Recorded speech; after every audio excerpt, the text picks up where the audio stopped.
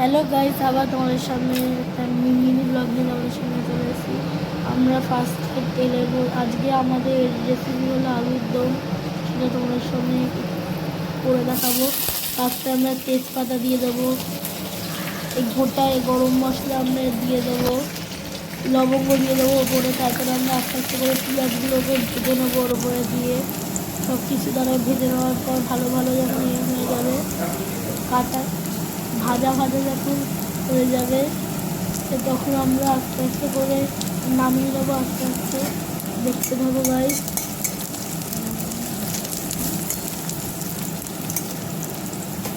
দেখতে থাকবো গাইস। এই যে আমরা ভালো করে নামিয়ে চালিয়ে নেবো। তারপরে আমরা টমেটো দিয়ে দেবো ওপরে। তাহলে ভুল বলেছিলাম, নামাবো না আমরা ওপরে। ফার্স্টে আমরা ভেজে নেওয়ার পর ভালো করে ভেজে গেলে ওর টমেটো দিয়ে দেবো। দেখতে পাচ্ছ গাইস, আমরা টমেটো দিয়ে দিলাম। আমরা একটাই দিয়েছি টমেটো, তোমরা বেশি দিতে পারো তোমাদের পরিমাণ মতো। দেখতে থাকো গাইস। আমরা ভালো করে টমেটো, পেঁয়াজ, তেজপাতা, লবঙ্গ, এই গোটা গরম মশলাগুলো আমরা ভেজে নেবো ভালোভাবে।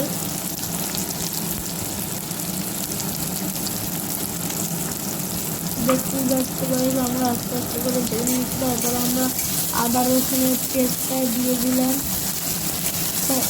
কাঁচা লঙ্কার পেস্ট দিয়ে দিলাম।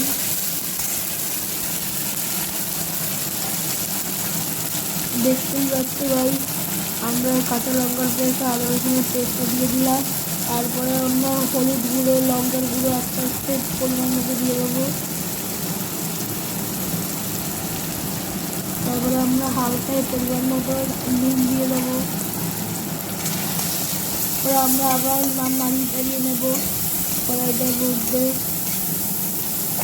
তারপরে আমরা আলুগুলোকে সিদ্ধ করে রেখেছি। অনেকজন আগের থাকতে ভেজে নিতেও পারো আলুগুলোকে, কিন্তু আমরা আলুগুলোকে সেদ্ধ করেছি, তোমরা ভেজে নিতেও পারো। যাই হোক, তো আমরা টমেটোগুলোকে দিয়ে ভালো করে নাড়িয়ে ছাড়িয়ে নেওয়ার পর এরকম আস্তে আস্তে কষে গেছে। তারপরে তেল দিয়ে দেবো আমরা ওপরে। তারপরে এখানে দেখতেই পাচ্ছি আমরা আলুগুলোকে আস্তে আস্তে করে দিলাম। দেখতেই পাচ্ছি গাইস, আমরা আস্তে আস্তে করে আলুগুলোকে ছেড়ে দিলাম।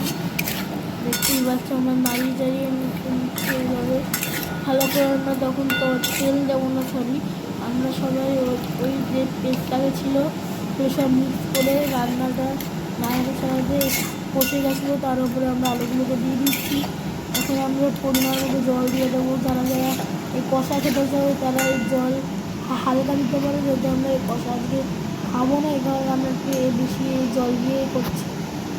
তারপরে আমরা নাড়িয়ে চাড়িয়ে নেবো বারবার। দেখতে পাচ্ছে ভালোই কালারটা এসছে আলুর দমে। তারপরে আমরা ঢেকে দেবো। তারপরে আবার কিছুক্ষণ পর আমি তোমার সামনে আসছি। ওরা দেখতেই পাচ্ছ আমরা এর ওপর গরম মশলা ছিটিয়ে দেবো। রান্নাটা শেষ হয়ে গেছে। এইভাবে এটাই হলো আমাদের ফিনিশিং লুক। দেখতে পাচ্ছি গাইস, এটা আমাদের ফিনিশিং লুক এসছে। আবার একটা তোমাদের সামনে কোনো মিনি ব্লগ নিয়ে তোমাদের সামনে আসবো। দেখতেই পাচ্ছ আলুগুলো পুরো সিদ্ধ হয়ে গেছে। দেখতেই পাচ্ছ আবার পরে একটা কোনো তোমাদের সামনে মিনি ব্লগ নিয়ে আসবো। দেখতে থাকো গাইস, আবার কোনো একটা মিনি ব্লগ নিয়ে তোমাদের সামনে আসবো। Tata guys, bye bye.